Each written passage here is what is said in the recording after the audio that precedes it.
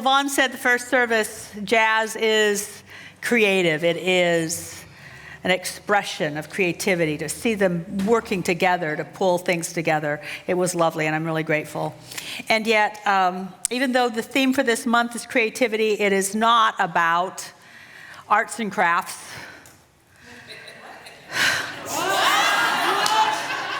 I know. Well, we just lost 2.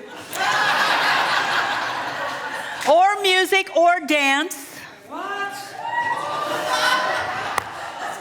Or the visual arts.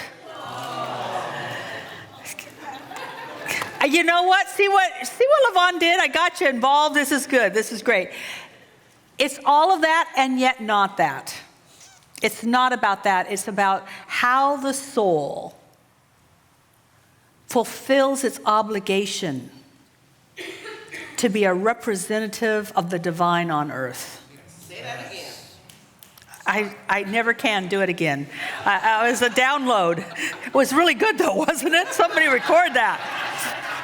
I think it was, creativity is the soul's obligation to fulfill its spiritual nature on earth. Something like that. Because it really is. It is, what I want to say in a condensed way is, creativity is how we are put together. When we incarnated, we have DNA for our body, we have spiritual DNA for our soul. The physical DNA says how our body will work, spiritual DNA says how our soul must work and how it will work best. And creativity is it. Now, I'm going to just briefly bring you up to speed because this is actually the second of a 3-part series. I had no idea it was going to be a 3-part series until I started doing last week's talk. And then it became a 3-part series. So I'm going to catch you up, but I will also say that you can catch last week's talk. We have a Center for Spiritual Living Seattle YouTube channel. I said it right, yay! Whew, baby. So you can watch that later, but to just condense it, the case I made last week is that we're all created. We can't not be creative. We can't not be expressing. There's no switch to turn on and off. Like, oh, you're creative, you turned on a switch, and oh, you're not creative, you didn't turn on the switch. No, we are creative. That's just how we are made up. And we are also made up to creatively experience a life of satisfaction and fulfillment. We have all that it takes, all of the spiritual tools, the spiritual stuff that it takes to have a satisfying, fulfilling life. And what I called it last week was living large. And living large isn't about stuff. It's not about acquisition.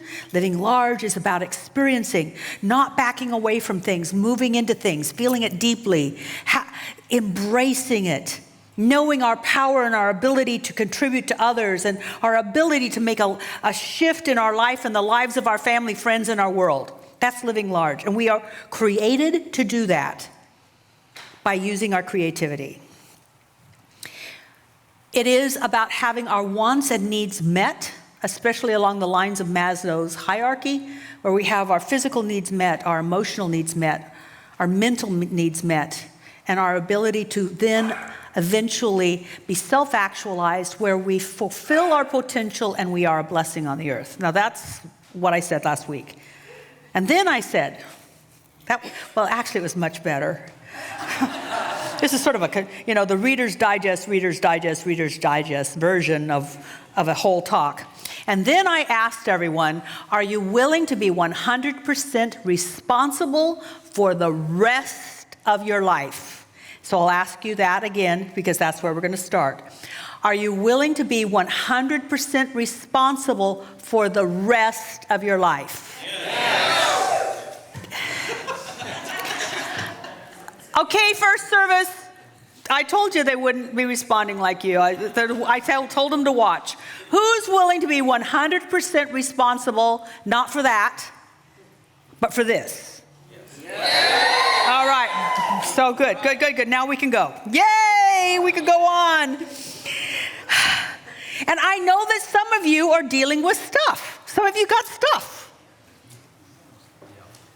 Some sort of stuff. Some of you have debt. Some of you have heartache. Some of you have been misunderstood. Some of you don't have a clue, and it's been going on for a very long time.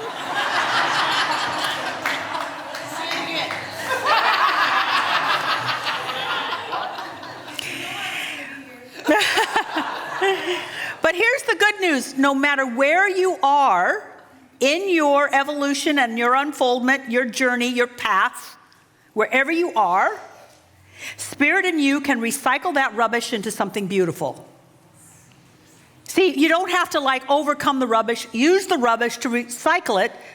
God and you are a majority in your life, and recycle it and make something gorgeous out of it, just like Nike takes plastic from the ocean and creates shoes. So a lot of people think that they have to get rid of something. I got to be someplace else, and then I'll be spiritual. I got to handle this, and then I'll really move into my magnificence, and then I'll glorify God. No, right here. The teaching is right here, right now. The stuff you've got, the shit you have is fertilizer for the future. And I know fertilizer. I have 3 horses. So are you ready? Yes. Good. Well, I do have a method. I'm going to give you a formula. It's not the only formula. We don't have the way. We have a way. And even within this way, there's lots of ways.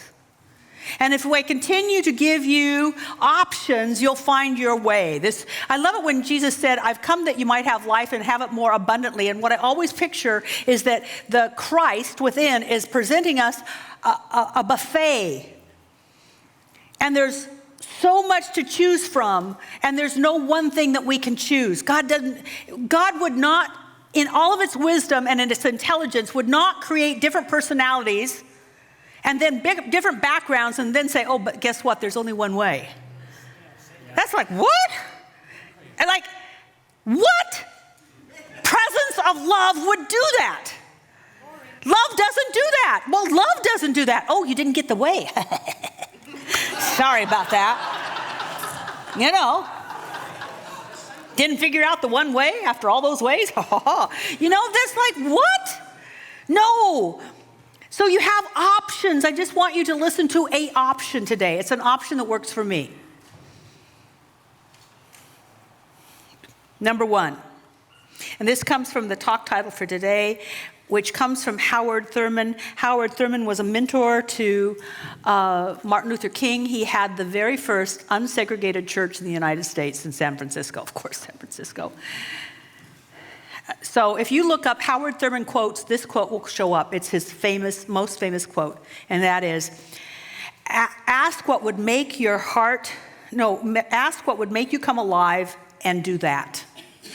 Ask what would make you come alive and do that. Now, can you imagine somebody like Howard Thurman, who's probably in the very beginning of the civil rights movement, and people are saying to him, because he was a huge spiritual influence in the United States, people were saying, well, what can we do? And what should I do? And what's my part? And what am I supposed to be contributing? And then he'd say this.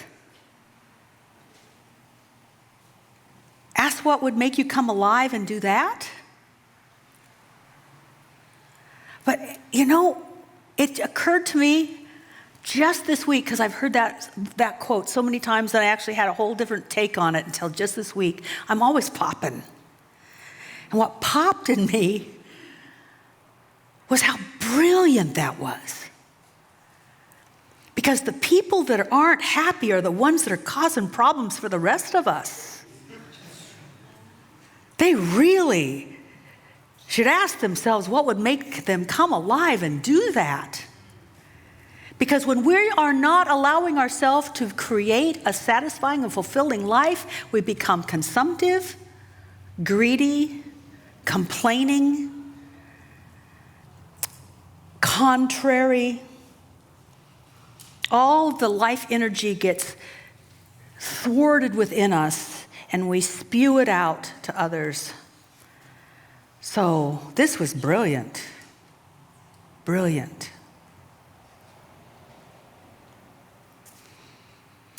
So the first step is actually to ask yourself, have you asked yourself what would make you come alive?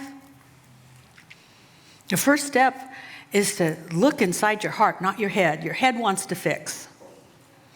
The head, the DNA in our mental body is a fixer. It's a good thing. We needed to fix things. That's how we as a species are still here. We could fix things. As a species, we knew how to, our ancestors figured out how to go beyond gatherers and hunters and to plant and have a homestead. And there was, we saw, ooh, look, this is a problem, drought. So I know, let's get some water and save it someplace. Do you see, animals don't do that. And we really needed to have that kind of mentality to survive as a species because these claws aren't good. I mean, they might look pretty, but they're of no use if I needed to protect myself. And I can't run faster than most anything. And either can you.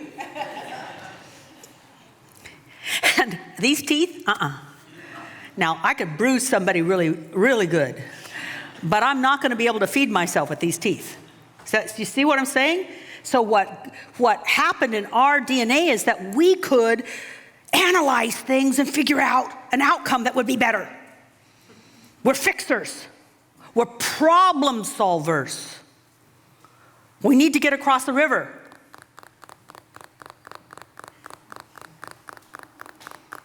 Don't see any rocks. And then somebody dreamed up an idea of, well, what if we built something kind of, and then we threw a rope and a bridge was built. We're problem solvers. But that's a mental capacity. The heart, on the other hand, is the place where we have our umbilical cord to spirit that's never been broke. It's our soul, the seat of the soul. There's a book by that, by the way. It could be called the Holy of Holies within ourselves. In that place, it's less about solving a problem and it's more about creating a future. It's more of a pull. When we ask our heart and we really listen deeply, we are pulled into something. Whereas a lot of times we are running from something. We're running away from our past. We're running away from the problems. We're running away from patterns. And the soul would say, how about creating a whole new vision?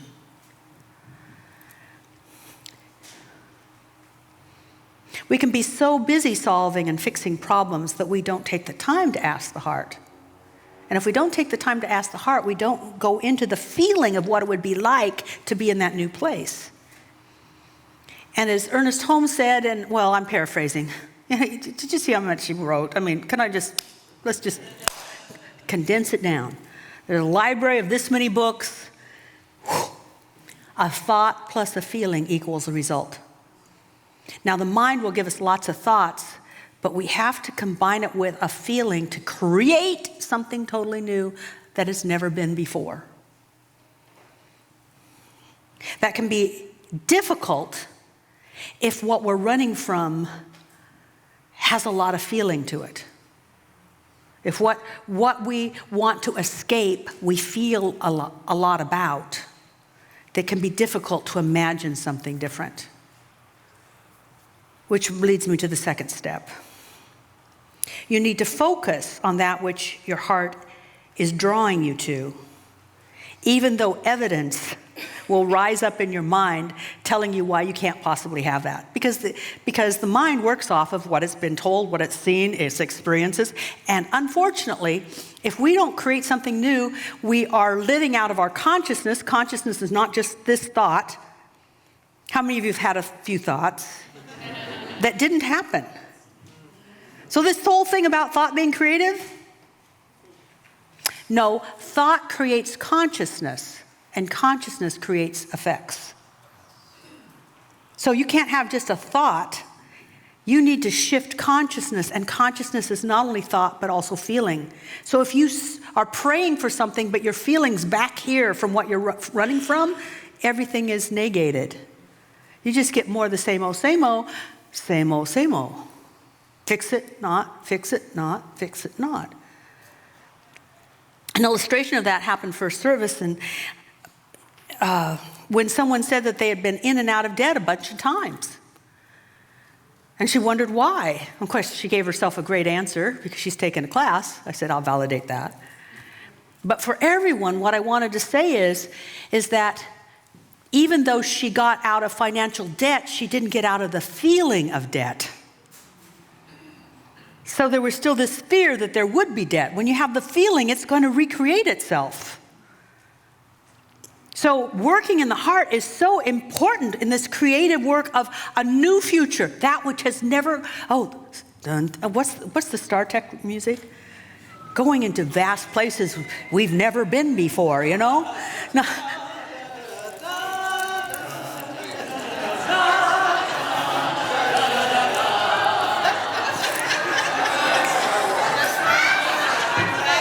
Wasn't that it? That's Star Wars. But I love it. I was going for it. No, I want Star Trek, where they say we're going and where man has never been before.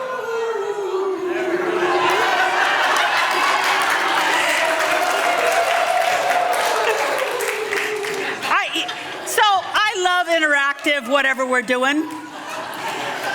But if we want to go into a place we've never been before, if we want a life we've never had before, we have to get our heart involved so that there's some feeling in it. And our heart will always lead us to our greater yet to be, because it's connected to spirit, and spirit is always downloading an urge to express ourselves more fully. Because God is glorified when we are. Now, the evidence will show up. The mind will want you to think about the debt. You say, I'm going to get out of debt. And then it'll go through all of the things you owe and how long it will take. You want to get out of pain, and then it'll go, but there it is. See that? There it is again. I told you.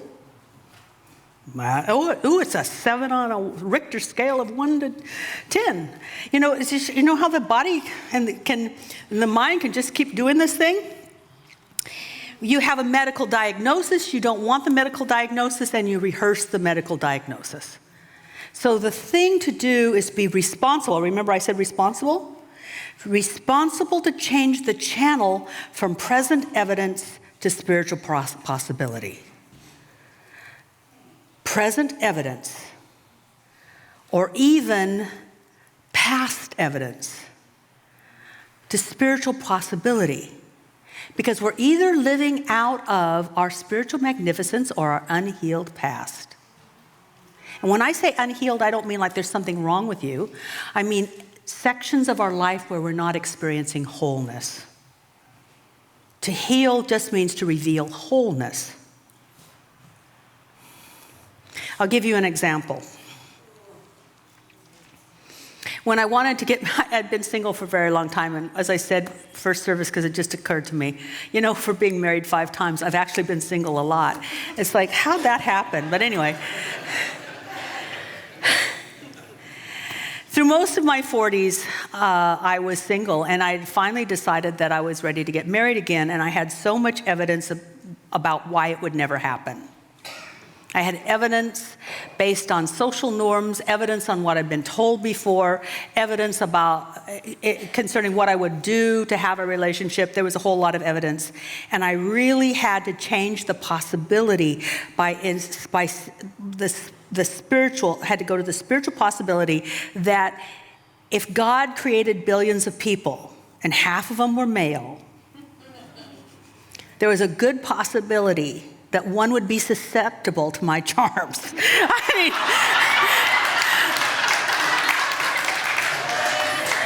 Does that make sense? But I had to go there and that I didn't date on Saturday because I'm getting ready for Sunday. And that I was a minister, and all the things that happen when I'd heard from 2 husbands, I didn't sign up for this. So I had to go to spiritual possibility. What's true of spirit? What's possible if God's involved? What's possible if I'm coming from what my heart is? And can I trust my heart? Can I trust my heart? The evidence says this: I don't want to fix anything. My heart says I want a satisfying, this was the download. I want a satisfying and fulfilling relationship in which we can grow together for the rest of our lives. My heart said that, and I decided to stay on that channel, which means I had to ignore evidence.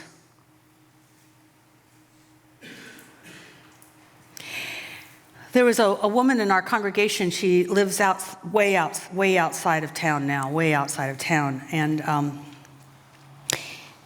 recently, or last year, or maybe the first this year, she was diagnosed with stage 4 breast cancer. And she said the good news is that with stage 4, they don't recommend chemotherapy or radiation. She said, because that stuff will kill you. So she's already looking at the bright side. And she did take estrogen inhibitors. And she prayed, and she got people to pray, and she had a posse. And the indicators were way high. Cancer, cancer. We all have indicators. We all have indicators because we all have cancers running around, little cells that want to, be a gang. The indicators went way down. First, the indicators went way down, below normal. And then they did another CAT scan, and the tumor had shrunk by 30%. Who knows what it'll be next time they do that? And she's happy as a lark because she put her attention on how she was going to live. I'm going to live fully every day. Or she had to leap. It's hard to leap. That may not be your process, but you don't know what your process would be if you don't listen to your heart and ask for direction. So this isn't about we don't approve of doctors and we don't approve of no. I've had stuff. I've gone to doctors. I do go to doctors. But it's like, I also remember asking once, really checking in with my heart, and my heart said, you don't need this surgery. And I asked the surgeon for 3 months, and by the time the 3 months were over, what they were going to operate on wasn't there. This is a heart journey. We have a slogan that says, many paths, one community. The path is your path into your heart to listen, because it will direct you, and you can't listen to someone else's path. I want to say in here, though, that oftentimes the heart wants peace. I'll just give you an illustration. It came to me last week that my heart wants peace, my heart wants connection, and I was having a story about something that was taking me out of that. How many of you have ever had the mind go, and you feel like you're being sucked down a drain very quickly? Well, what you need is a safe word. Some of you know what that is. Now, I have personally never had to have a safe word, but I do watch TV. Thank you. And movies. Luckily, when I started to spiral out of this is out of control, I mean, literally, I was out of control, and I was saying to myself, this situation is out of control. What happened is I've used my word of God so much that it clicked in. And my mind was yelling in my head, my word of God. Now, there's a lot of names for God. You got to get your word, your connection, your something. It's not like, we give you, here, just take word, or I'm not going to slip a piece of paper to you and this is your word. No, you find your word. I have my word of God, what I call the divine. And it went off, and I just was yelling it until it seemed like if I could put it into a picture or a metaphor, out of spiraling out of control, I was given a balloon and lifted up. The Word of God kept lifting me up. It's like my safe word before I go out of control, making it worse and worse and worse, and oh, ain't it awful? And if consciousness is cause, I do not want to create my future out of the drain. If consciousness is cause, I want to create my future out of being lifted up into a higher purview where I'm at peace. And then the third step. So the second step is you need to focus on that which you want even when you're drawn away. The third step is see yourself living out loud and speak from that place. Speak your word from the place of I have it, I am it. I am peaceful. I am unaffected by this. I am the master of my life.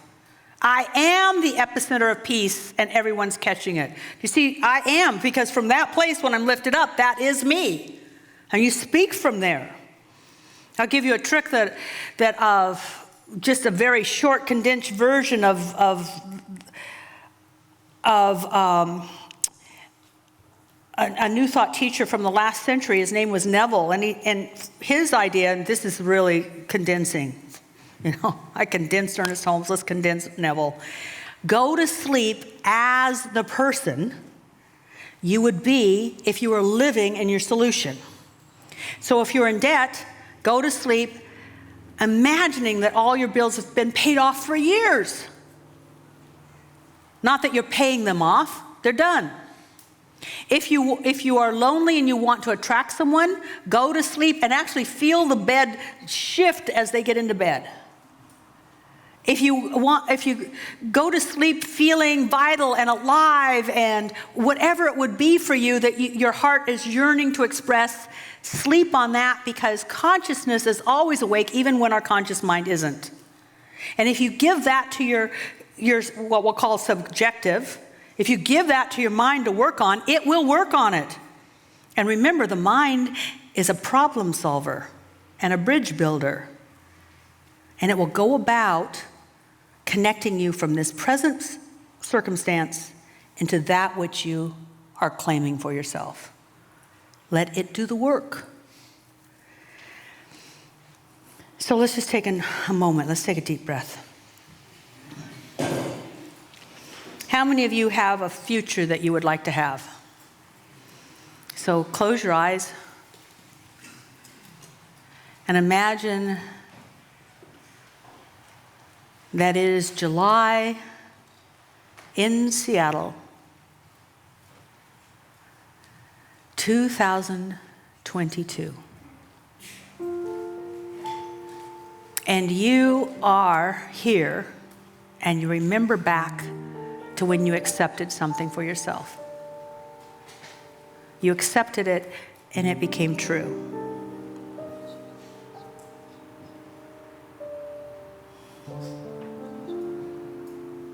Now accept it for yourself.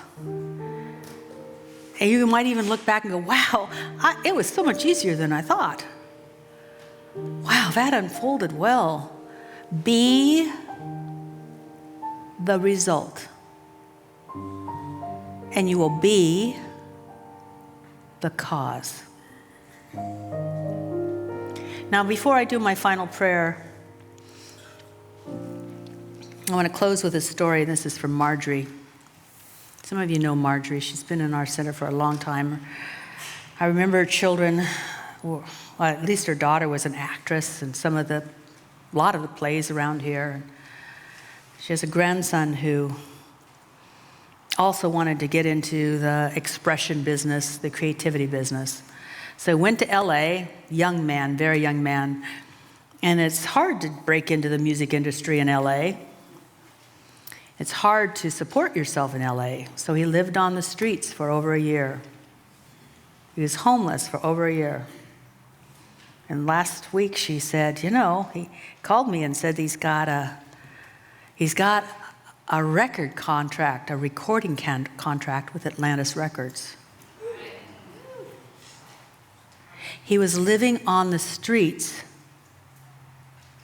in this time, but he had a contract in mind at the same time. And when she congratulated him, he said, "Well, Grandma, you gave me all those books to read."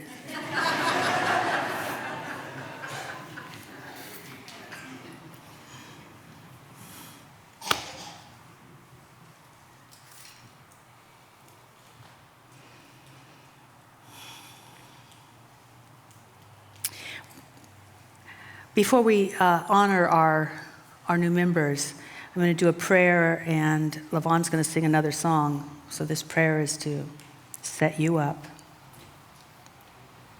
I am so grateful that the truth of us is that we are greater than we have ever imagined. So I want you to just sink into that idea, that no matter how great you long to be, no matter how valued you long to be, no matter how worthy you long to be, no matter how expressive you long to be, no matter how powerful you long to be and loved and understood and supported, no matter how much that is, the soul within you says yes, that and more. Because the soul within you remembers that it is a pure spirit, and that the God that created all of the universe created and expresses through you, and you are that. I give thanks that we are waking up to the possibility of us not only creating the life that we want, but next week we're going to work on creating the world we want. Because creating the life we want is only the stepping stone so that we can be co-creative of a world that works for everyone. Because we are more than we have even ever thought possible. And so it is.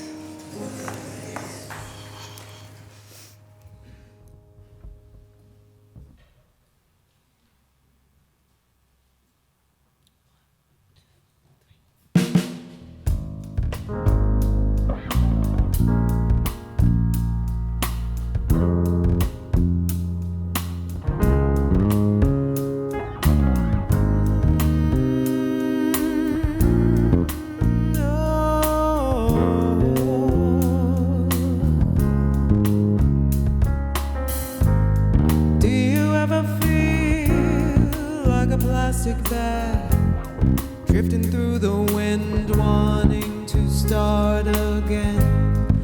Do you ever feel so paper thin, like a house of cards, one blow from caving in?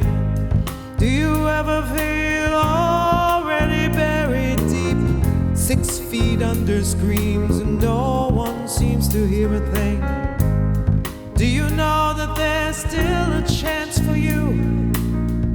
'Cause there's a spark in you. You just gotta ignite the light and let it shine just on the night, like the 4th of July.